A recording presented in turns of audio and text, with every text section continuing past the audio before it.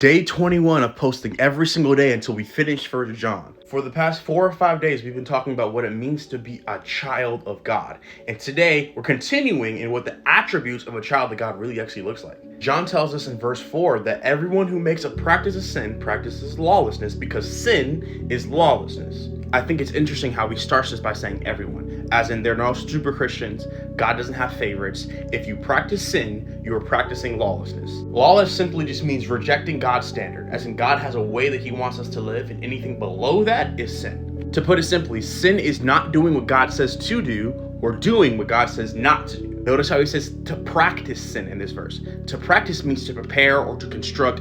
It's a continual lifestyle. This is not when somebody makes a mistake and you fall on your face and ask God for forgiveness. This is somebody who does not care about following God's commandments. So they're practicing sin, as in this is the way that they live. And then verse 5, he says, the Son of Man, Jesus, came to earth to destroy sin. So if Jesus came to destroy sin and you're living in sin,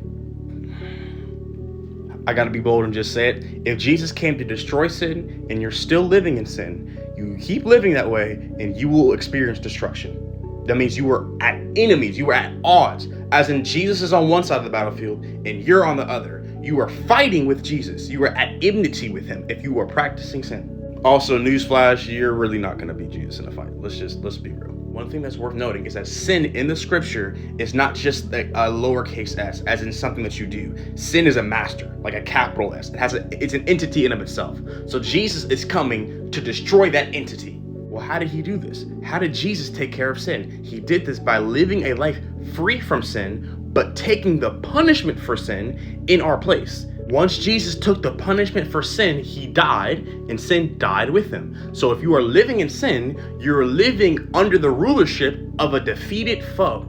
So if you are a true child of God, you will not subject yourself living in a practice of sin, because sin has already been defeated in your life. If you need encouragement to stop sinning, look to the cross. Why? Because sin was defeated there, so then you can defeat it now. The power to defeat sin is in the grace of Christ. He gives you the strength because he already did the work in the first place. That means you just need to walk in your true identity as God's child. That's day 21. Check us out tomorrow. You know the drill.